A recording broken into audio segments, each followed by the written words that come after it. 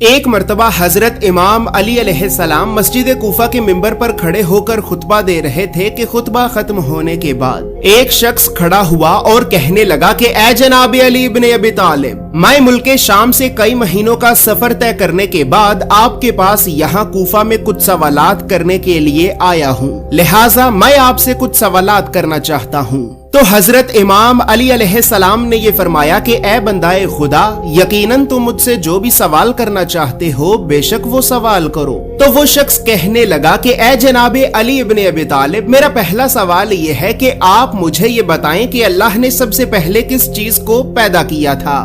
میرا دوسرا سوال یہ ہے کہ آپ مجھے ان 10 چیزوں کے بارے میں بتائیں کہ جو 10 چیزیں اس ساری کائنات میں سب سے زیادہ طاقتور ہیں۔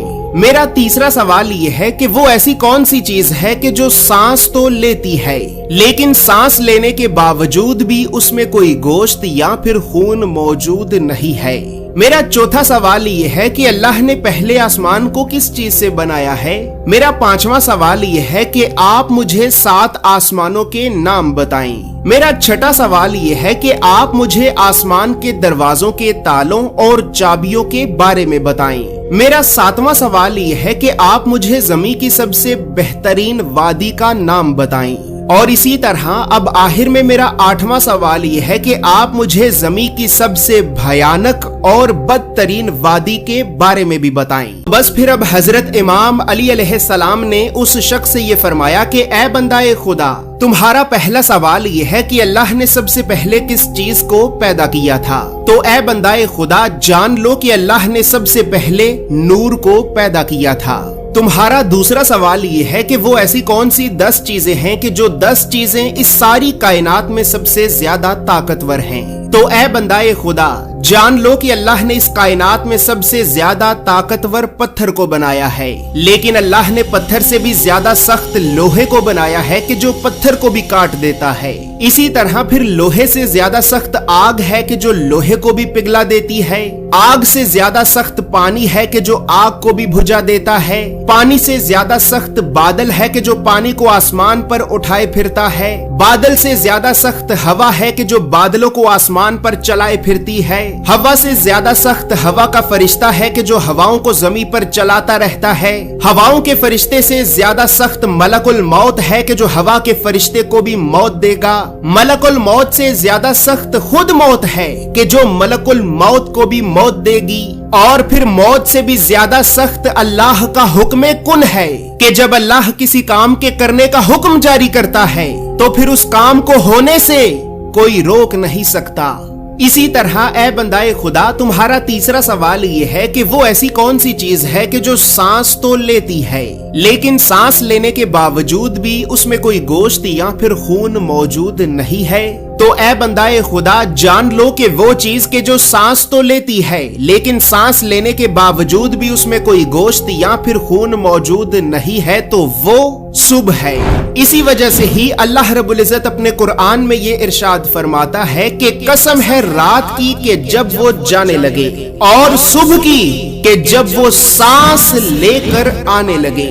دوستو یاد رہے، یہ چاند، سورج، ستارے، سیارے، زمین و آسمان، صبح اور شام، یہ سب بھی اللہ کی مخلوقات ہیں، اور اسی وجہ سے ہی اللہ رب العزت اپنے قرآن میں سورہ الاسراء کی آیت نمبر 44 میں یہ ارشاد فرماتا ہے کہ 7 آسمان اور 7 زمینیں اللہ کی تسبیح بیان کرتی ہیں، اور ہر وہ چیز بھی کہ جو ان 7 آسمانوں اور 7 زمینوں میں رہتی ہے، اور کوئی بھی چیز ایسی نہیں ہے کہ جو اللہ کی تعریف کے ساتھ اس کی تسبیح بیان نہ کرے، لیکن تم ان کی تسبیح کو سمجھتے نہیں ہو۔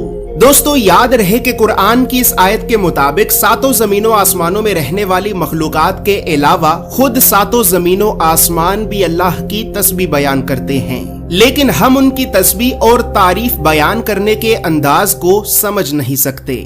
اسی طرح بس پھر اب حضرت امام علی علیہ السلام نے اس شخص سے یہ فرمایا کہ اے بندہ خدا، اب تمہارا چوتھا سوال یہ ہے کہ اللہ نے پہلے آسمان کو کس چیز سے بنایا ہے۔ تو اے بندہ خدا، جان لو کہ اللہ نے پہلے آسمان کو پانی کے بخارات سے بنایا ہے۔ दोस्तों याद रहे बुखारात पानी की उस भाप या फिर धुएं को कहते हैं कि जो पानी गर्म होने के बाद निकलता है, और अल्लाह ने पानी की इसी भाप और धुएं से ही पहले आसमान को बनाया है। इसी तरह ए बंदाए खुदा, अब तुम्हारा 5वां सवाल ये है कि तुम्हें 7 आसमानों के नाम बताए जाएं। तो ए बंदाए खुदा, जान लो कि अल्लाह ने पहले आसमान का नाम रफी रखा है और अल्लाह ने इस आसमान को पानी और धुएं से बनाया है। दूसरे आसमान का नाम कैजूम है और इसका रंग तांबे के रंग की तरह का है। तीसरे आसमान का नाम मारूम है और इसका रंग सुर्ख माइल हाकी रंग की तरह का है। चौथे आसमान का नाम अरफालून है और इसका रंग चांदी के रंग की तरह का है। 5वें आसमान का नाम हैहून है और इसका रंग सोने के रंग की तरह का है। छठे आसमान का नाम अर्रूस है और इसका रंग सब्ज याकूत के रंग की तरह का है।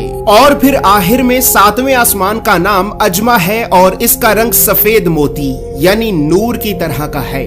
इसी तरह तुम्हारा छठा सवाल यह है कि तुम्हें आसमान के दरवाजों के तालों और चाबियों के बारे में भी बताया जाए। तो ए बंदाए खुदा, जान लो कि आसमान के दरवाजों के ये ताले अल्लाह के साथ शिर्क करना है। जो कोई भी इंसान अल्लाह के अलावा किसी और को अपना खुदा बनाएगा तो यकीनन उसके लिए आसमान के दरवाजों के ये ताले कभी भी नहीं खुलेंगे।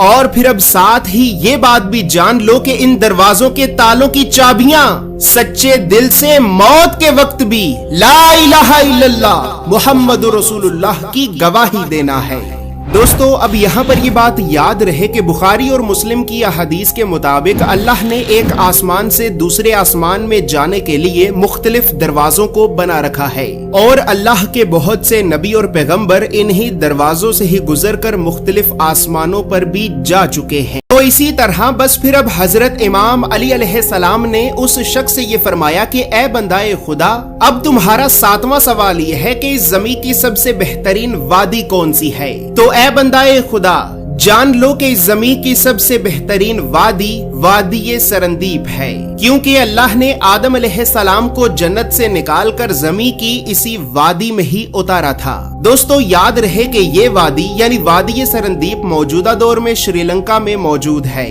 इसी तरह ए बंदाए खुदा, अब आखिर में तुम्हारा 8वां सवाल ये है कि इस जमीन की सबसे भयानक और बदतरीन वादी कौन सी है। ए बंदाए खुदा, फिर अब जान लो कि इस जमीन की सबसे भयानक और बदतरीन वादी यमन में मौजूद वादी बरहूत है, क्योंकि ये वादी दोज़ख की वादियों में से एक वादी है कि जहां पर मरने के बाद काफिर और गुनाहगार लोगों की रूहों को सजा के तौर पर अजाब दिया जाता है। इस वादी में रूहें रो रो कर अल्लाह से माफी की ये फरियाद करती हैं कि ऐ हमारे परवरदिगार, यकीनन हमने दुनिया की रंगीनियों में खोकर तेरे हर हुक्म का इनकार किया और तेरी जमीन में हर तरफ गुनाहों को आम किया।